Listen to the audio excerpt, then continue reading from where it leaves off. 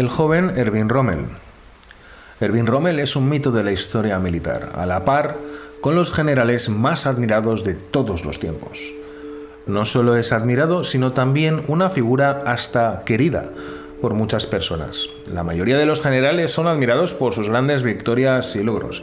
Y de hecho sí, Erwin Rommel tuvo grandes logros y victorias.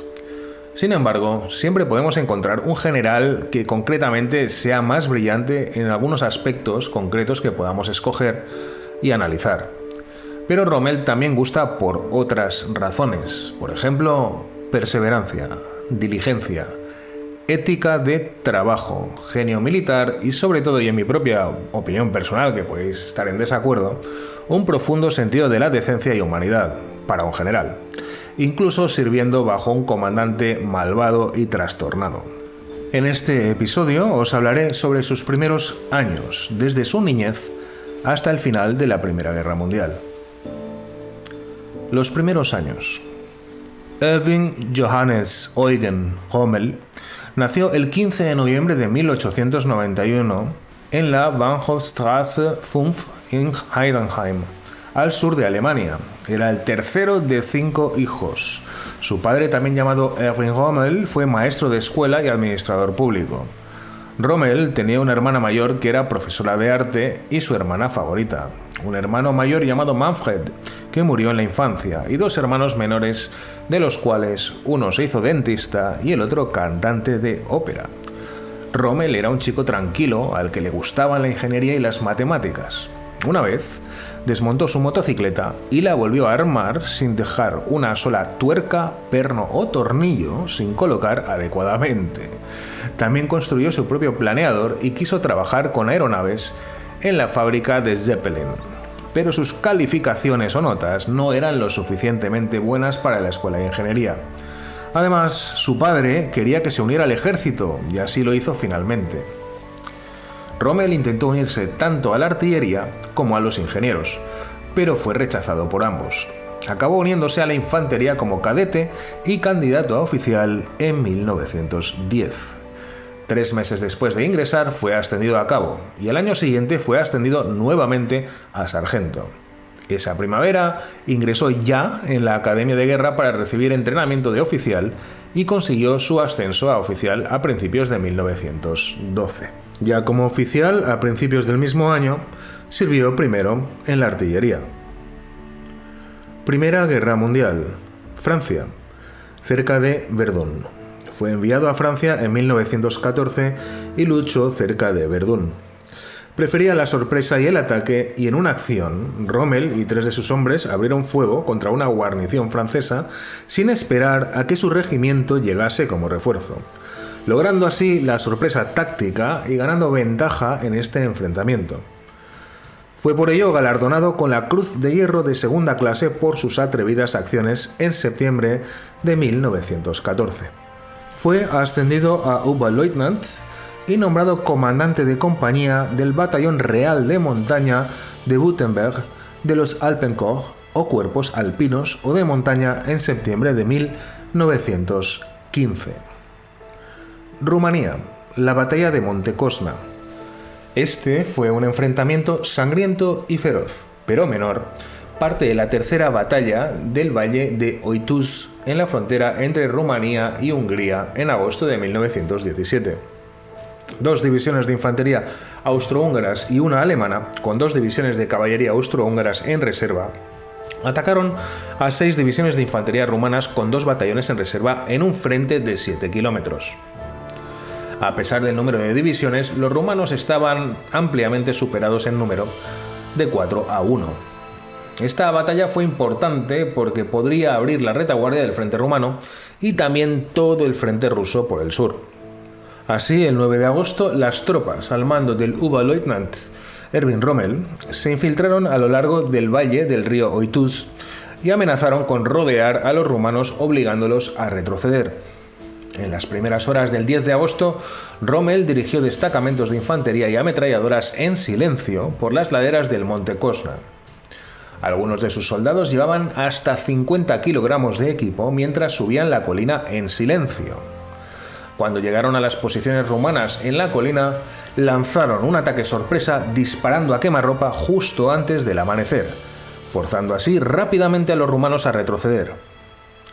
Más tarde, ese mismo día, Rommel mismo fue sorprendido por una patrulla rumana y resultó herido en el brazo. Rommel recordó después a un oficial francés de patrulla que gritaba repetidamente: «¡Mata a los perros alemanes!». Rommel permaneció en primera línea durante las próximas 2 semanas a pesar de sus heridas. Al día siguiente, Rommel dirigió el asalto a la cumbre del mismo Monte Cosna y la tomaron rápidamente. Pero la lucha pronto se convirtió en una serie de contraataques a lo largo del día antes de que los rumanos abandonasen la cima. Las fuerzas de Rommel, ya completamente agotadas después de 3 días de intensos combates, no tenían ya la fuerza para avanzar por el otro lado. Los rumanos pudieron así recibir refuerzos y el 13 de agosto estaban nuevamente en posesión del pico. En esta lucha ya podemos ver en acción las tácticas de infiltración, la sorpresa y la ocupación de fuertes posiciones defensivas por parte de las tropas altamente entrenadas de Rommel, algo que veremos muchas veces más en el futuro. Italia, la batalla de Caporetto y la Blue Max. El 24 de octubre, las fuerzas austrohúngaras y alemanas lanzaron un gran ataque y operación ofensiva contra las fuerzas italianas, utilizando nuevas tácticas con la esperanza de romper el estancamiento después de que las 12 batallas de Isonzo hubieran producido enormes bajas en ambos lados sin resultados concluyentes. Los alemanes enviaron 7 divisiones para unirse a 8 divisiones austríacas, con el fin de formar el 14º ejército. Este ejército atacó a los italianos antes de que pudieran montar un ataque por su cuenta. La ofensiva empleó tácticas que evitaron las concentraciones más potentes de unidades enemigas en favor de una infiltración profunda. Las tácticas austrohúngaras habían favorecido previamente los ataques a lo largo de las crestas, tanto moviéndose como luchando en el terreno elevado para controlar las alturas.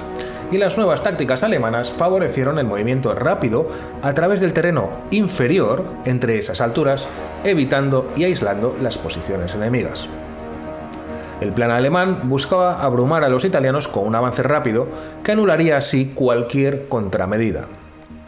Las fuerzas alpinas de Rommel estaban especialmente adiestradas para luchar en terreno montañoso, y los planificadores dependían de ellas para realizar la difícil tarea de enfrentarse a destacamentos enemigos en posiciones elevadas que el grueso de las tropas atacantes evitaba. Al mismo tiempo, también encajaban en la estrategia más amplia al infiltrarse en territorio enemigo, siguiendo las crestas hacia zonas que los italianos habían pensado que ya eran seguras. Su trabajo fue fundamental para la lucha en la montaña. Rommel comandaba un batallón que constaba de 3 compañías de infantería de montaña, apoyadas por una compañía de ametralladoras. Había 6 ametralladoras en esta última compañía, lo que era el estándar en la organización alemana de la época. La compañía recibió nuevas ametralladoras ligeras, presumiblemente la ametralladora MG-08-15, con la mitad de peso de la MG-08, lo que hizo mucho por mejorar la movilidad de la unidad, y las armas fueron muy bien recibidas. El principal ataque austrohúngaro-alemán pasó por Tolmino, donde controlaban los puentes sobre el río Isonzo. El batallón de Rommel se reunió justo al sur de Tolmino, frente a una cordillera dominada por los picos Monte Cragonza, Mrzli y Matayur. Rommel recibió el encargo de capturar 2 picos importantes, el Kuk y el Matayur, apoyando el esfuerzo principal que consistía en barrer el río Isonzo y tomar Caporetto. Rommel y sus hombres comenzaron su ascenso según lo planeado, pero pronto se vieron sometidos a un intenso fuego. Rommel evitó un ataque directo y en cambio buscó un camino alternativo cubierto a través de un trozo de bosque que utilizaban los italianos para proteger sus correos y comunicaciones. Hasta el momento no habían disparado un solo tiro, ya que querían mantener la sorpresa. La resistencia ya se endureció cuando los hombres de Rommel unieron fuerzas con la fuerza principal a la que debían apoyar y fue necesario pedir apoyo de artillería. El comandante de esta fuerza principal se mostró poco dispuesto a cooperar, exigiendo que sus hombres tuvieran prioridad y que Rommel debería así contentarse con ofrecer apoyo pasivo. Rommel, en cambio, comenzó a buscar alguna iniciativa independiente y al final del día, su superior, el comandante o mayor Sproesa, llegó y autorizó el nuevo plan de Rommel para un ataque al pico Kolowrat. Al día siguiente, los soldados de Rommel avanzaron y capturaron a los centinelas italianos sin hacer ni un ruido ni disparar un solo tiro. Llegaron a las alturas y ahora estaban en una posición que ningún italiano vigilaba, ya que todos miraban hacia abajo, hacia las laderas y no hacia arriba, hacia las alturas. Rommel tomó cientos de prisioneros sin hacer ruido y repelió un contraataque luego de una intensa pelea con los italianos Bersaglieri. Después preparó sus tropas para capturar el Monte Cragonza, cuya captura aislaría a los italianos en la localidad de Luico y disminuiría el apoyo disponible para los italianos en el Monte Mrzli. Rommel y sus hombres hicieron la mayor parte de la escalada sin ser detectados por la noche y comenzaron el día bajo un intenso fuego italiano. Evitó de nuevo el combate directo y flanqueó las posiciones defensivas atacándolas por la retaguardia. Mientras que el propio Rommel estaba bajo el fuego de las ametralladoras italianas, su segunda compañía completó la subida al pico por la pendiente opuesta y capturó así el monte Cragonza. Rommel ordenó a sus hombres que avanzaran inmediatamente hacia el monte Mrzli.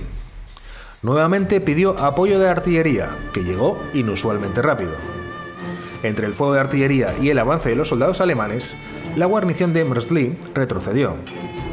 Cuando Rommel se acercó, descubrió, para su sorpresa, que un gran grupo de soldados se había reunido entre los picos de Mrzli y Matayur. Sorprendentemente, no estaban preparados ni para luchar ni para rendirse. Solo se quedaron allí, sin actuar ni hacer nada, durante unos minutos, mientras los alemanes intentaban comunicarse con ellos. Finalmente, los italianos se rindieron, acabando con el desacuerdo de unos pocos que querían seguir luchando, y muchos de ellos parecían muy pero que muy contentos de haber terminado con la guerra. Solo 2 soldados alemanes custodiaron a los 1.500 prisioneros italianos a la retaguardia, y el resto de las fuerzas de Rommel continuaron el avance. Pero su superior, el mayor o comandante Sproesa, llamó de vuelta al batallón. Aparentemente la gran cantidad de prisioneros que le envió Rommel lo convenció de que se había roto por completo la resistencia en su frente. La mayor parte del batallón de Rommel retrocedió, pero Rommel mismo retuvo 6 ametralladoras y 100 soldados para su plan de capturar el monte Matayur.